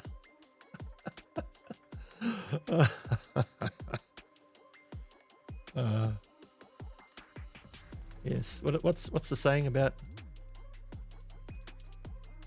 the great artist steal or something? Oh, I don't know. I've managed to catch up. So normally on my stream, I would have like this thing. I don't have a button for that. It's the last call. I'll have to manually trigger it. We're going to have a last call. We can have a last call on this show. So yeah, last chance. Well, I think we're going to start wrapping things up, but I want to give everyone an opportunity. If you've got a question or a comment you want to make before we do, now's the time to drop it. We've had a bit of fun in the last hour and a half. A lot of great questions. I've probably got some clippable bits that maybe I can clip to do the thing, you know, do the socials or do the shorts. We'll see. So yeah, let's have a look. It's the course. Hey, we were talking about courses earlier in the show. Yeah, I need to dive into the new courses feature and actually maybe work on a video on how it works, because I haven't checked it out at all. Oh, I like this comment. Last call at 8:30. What kind of bar is this?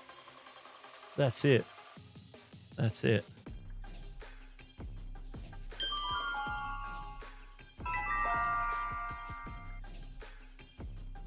old subscribe button.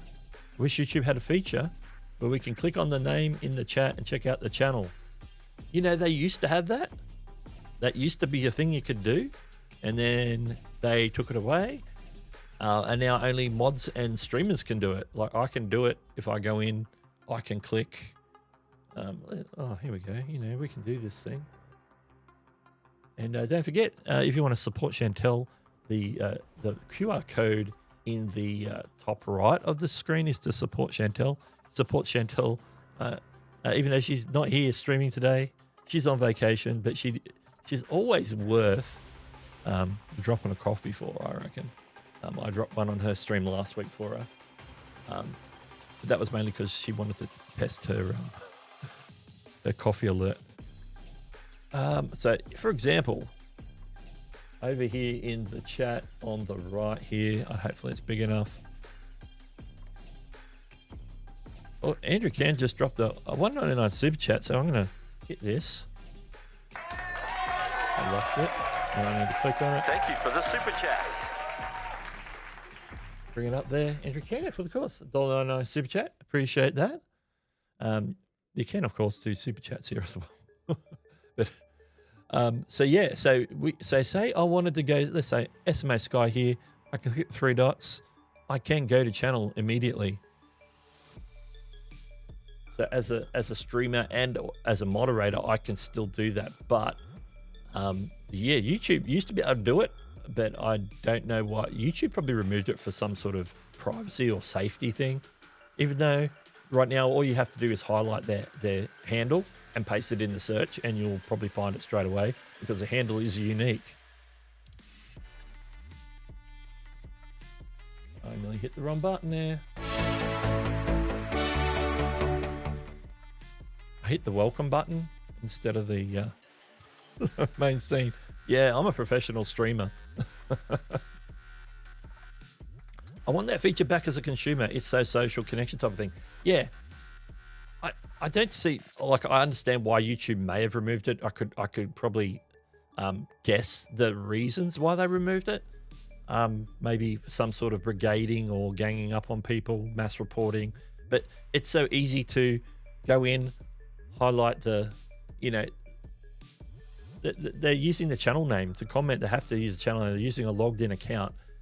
You can highlight, as I said, you can highlight the handle, paste it in the search. You can find it. It just makes more work. Maybe that's maybe that's what they're doing, trying to discourage, like, making it easy. But it's in there for mods, and I find it useful as a moderator. Sometimes I need to. Okay, this is an interesting question they're asking. Let me go look at their channel for a second, because I'm genuinely interested in maybe why they're asking the question, or the question relates to something that's happening on their channel. It's like, let's go have a look and see what's going on here. There we go. Remember to leave Doug a like. Also want toggleable timestamps and tagging in mobile. Yeah, because you can toggle timestamps on desktop, but yeah, I haven't seen that option in mobile. But tagging mobile, that's come on. Renee even said it was coming like a year ago. Renee Ritchie, if you're watching, where's the tagging on mobile? You've changed the handles. We're all using handles now in the live chat. Where's the tagging? Yeah. Yeah, I think it was some sort of spam or brigading sort of issue, just to sort of deter. You know, it's easier just to click and go somewhere, but if you have to like work at it, then it sort of deters a lot of people.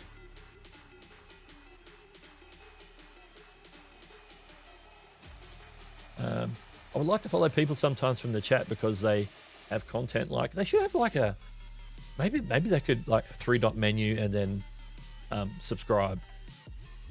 But you'd hope that people go and look at the channel first, ideally, not just subscribe for subscribe's sake. The other side of the coin, and I know Chantelle rants about this, and she probably ranted about this on last week's show.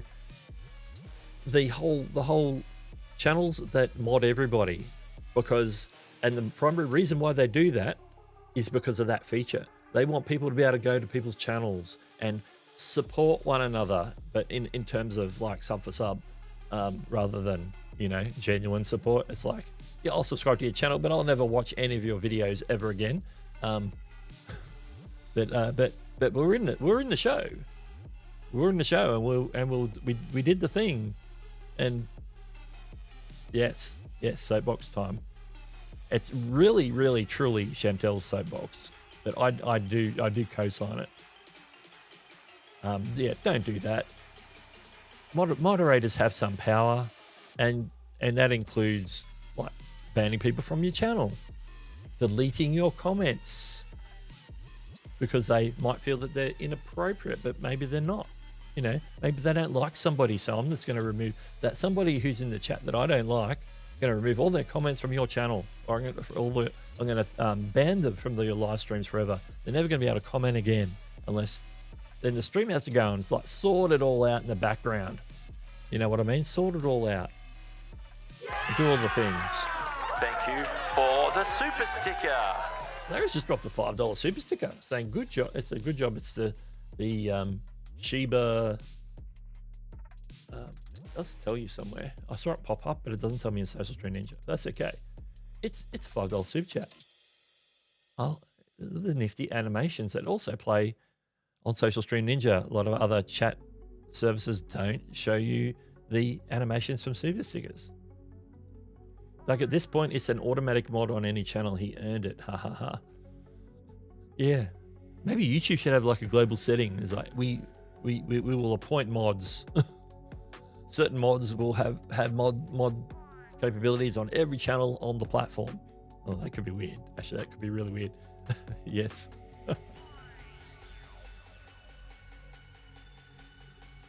Yes. And yeah, Andrew definitely doesn't mod everyone. I can confirm.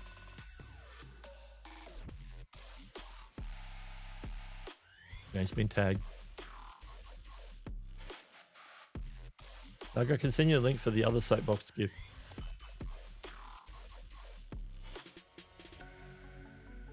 I probably did.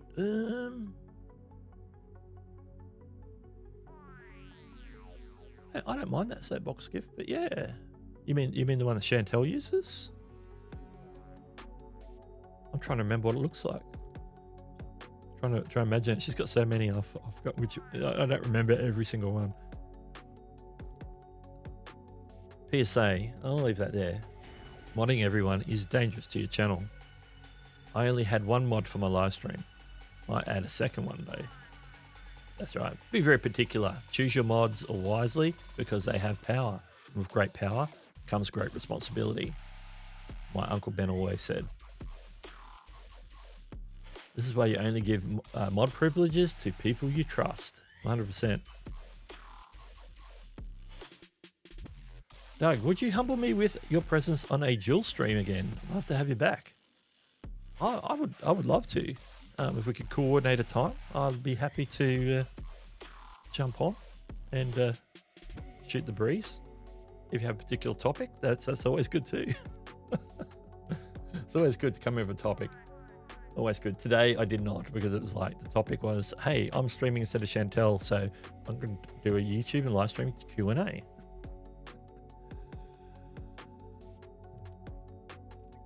Yeah, no, that's perfect. Yeah, share away. Sorry, share away. I didn't give specific yes, but yeah, I'll check it out because I forgot what it looks like. See, that doesn't concern me. That would concern Chantelle to no end, seeing that spider, but I wouldn't. How to run a course, and we make it for Chantelle. So it's like, so we're calling that an intervention stream? Is that what it's called? I'm helping you perform an intervention, Chantelle. What's her topic? What's her topic of choice for that course? What is she supposed to be making? Is it supposed to be about live streaming or moderating or some other topic? Because I know there's probably a few specific ones that she could make a course on. You should, yeah. She needs to do some homework, at least. Like, hey, here's an outline for the sessions. These are what sessions I'm going to do, and then the next step would be, okay, I want to see a script for every session. Then we want to like record every session. We want to edit every session. We want to upload it and set the course up on YouTube. There we go. How to moderate and create.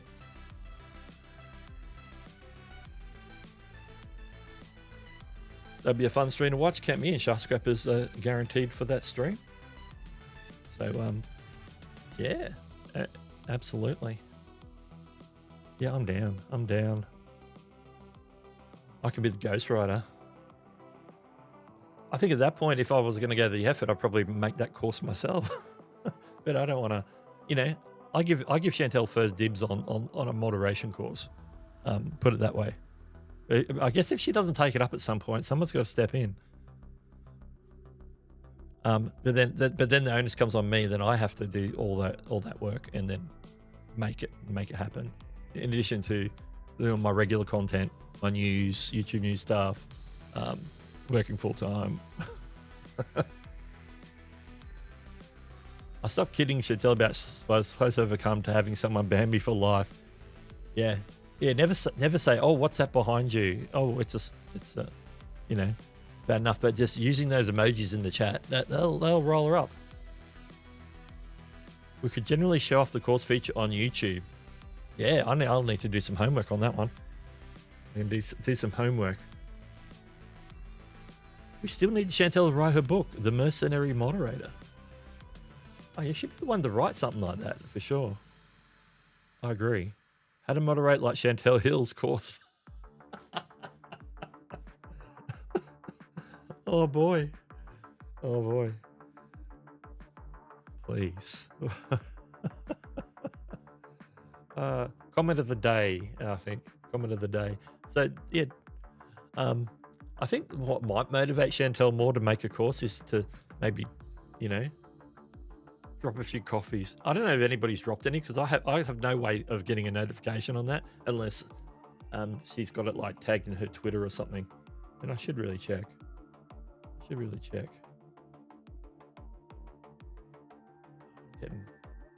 Getting messaged. People I don't want to be messaged from. I'm so far behind in my I am. How far? I'm 7 hours behind in my Twitter feed. That's how far behind I am. Because I haven't caught up since last night. Anyway, I will check that later. But yeah, if anyone's supported, thank you. If anyone's supported Chantelle through Buy Me a Coffee, I'm sure she'll send her appreciation via the socials. If you know, because she usually gets that alert on her phone at least. So, why are people dropping me a coffee? I'm not even streaming.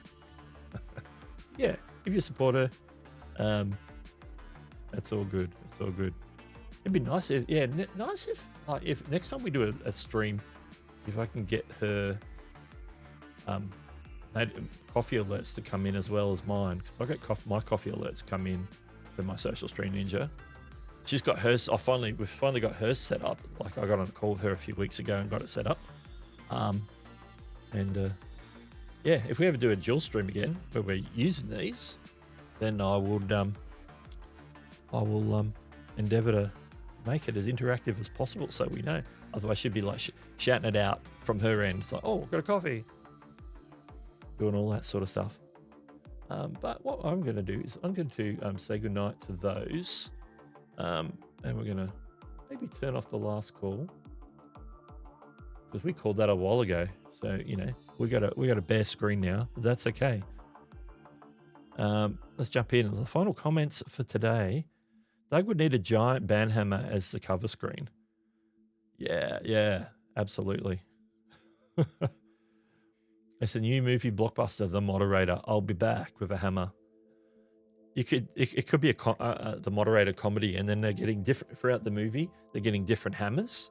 They're getting like handyman hammers, and then end up with maybe like Stormbreaker from Thor's hammer and different things, and they're wielding the hammer in different ways. And maybe at some point they get a wrench and it turns into a shield. By the way, I haven't ranted about the shield today. Chantelle was here. She'd be doing a good rant about how she doesn't like the blob, the shield that looks like a blob. It has no definition. It's just a big blue blob, and I agree with her. At least the wrench had a shape. It was unique. You could recognize it. But now they have a blob. YouTube, we want the wrench back. We want the wrench back. If you want, give the shield to managing moderators and give the wrench to regular moderators as a differentiator. But make the shield look better. If you're going to use the shield, give it some definition. Put it like a border around it. Make it look like a shield. Give it a nice shield pattern, like maybe if you give it that like outline or give it some definition, maybe some shadow, I think that would look better. So please, no blobs. Oh. That's right. It says Livestream Consultant says Andrew is anyone wielding the blob tonight. The blob.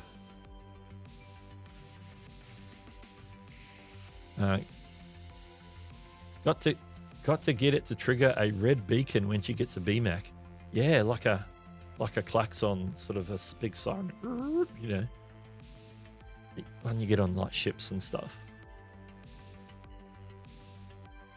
Great chatting with you all as usual. Yeah, it's been a great stream. I think, as S-Max Guy says, the wrench is greater than the shield. So even that shield looks better. If that was like a blue version of that with some definition, that would be at least better than the shield we got.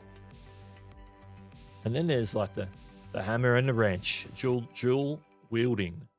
Absolutely.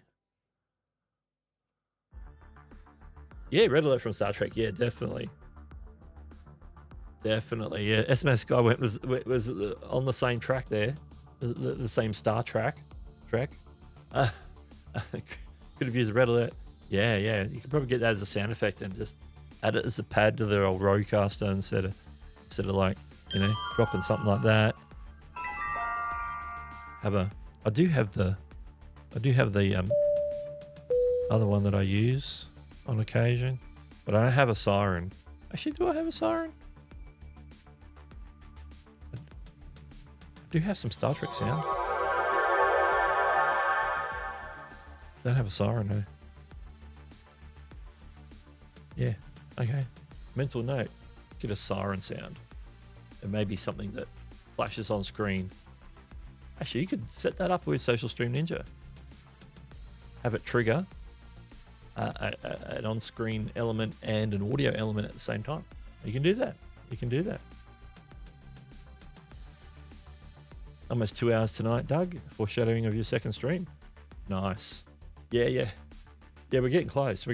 I'm not going to purposely push towards that. You need the red alerts, that red alert. Maybe you can get like a classic sample, like like Riker calling red alert, because his calling a red alerts are quite like unique, and then have the the siren go off as you would have heard it on the Next Generation.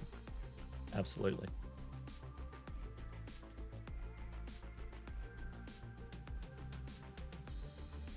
Yeah, that will get your attention, because they're the sorts of calls you don't want to miss.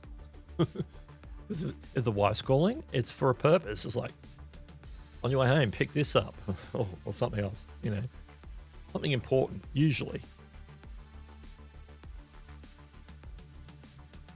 That gives me another tile I need to add to my stream controller app.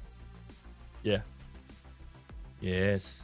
That would be fun. You can probably find an audio clip of that somewhere. Oh yeah, online there's all sorts of stuff.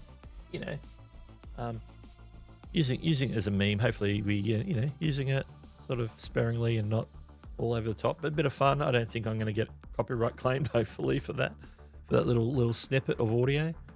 I'm using it as audio. I'm not using the original footage or anything. But even people put those on YouTube these days. Little clips of Star Trek: The Next Generation. You can find them. People do put them on shorts. Little clips, little graphics on them, and maybe re-edits and different things. I had the hey listen from Ocarina of Time as an alert on Twitch when I accidentally went off camera frame. It worked well. Nice. So yeah.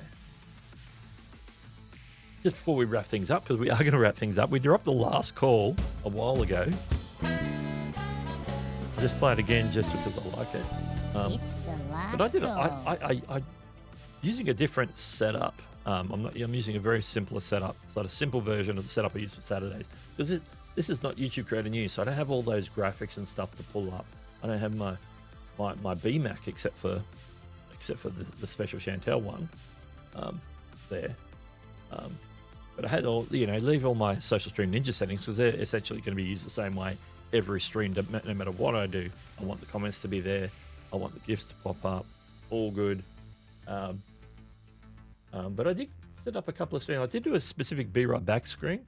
And I even want to shout out the members. So before we close, I'm going to shout out the members. And hopefully this works today, because it wasn't working. It would adjust the text, and I think I fixed the issue. And so this is my first test since that. So let's have a look. We want to shout out our members today.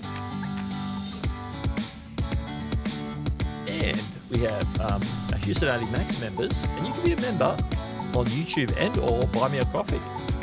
Currently Home Rapid Repair and Eileen Smith are Hewson Max members. And our Hewson members, Daniel Batal, Chantelle Hills, Amazing Yacht Destinations, Monique Joyner Sedak, Michael Hosky, Tammy McNeil, Rebel Canners, Callie Plains, Livestream Consultants, Living in Omaha, Dave Matney, and Now or Never Show. Sometimes that list is longer, sometimes that list is shorter. But big shout out to all the members. They're all displaying correctly today, and it fobbed up on the Saturday show, so I thought I'd make sure it was all working. I did check it before this stream, so I did know it was working.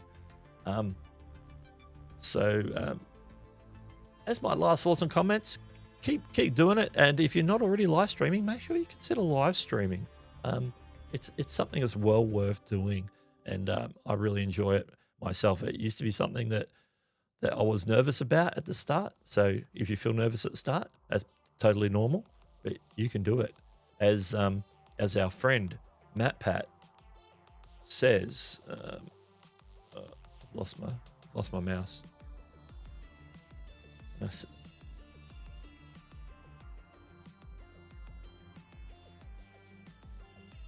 Typing on the fly. As our friend Matt Pat is encouraging us to do today, keep going. Keep going. That didn't flow well. I should have had that typed in advance, shouldn't I? So, have a great one, everyone. And we will see you definitely next week, next Saturday on the YouTube Creator News show. And might pop up in different places.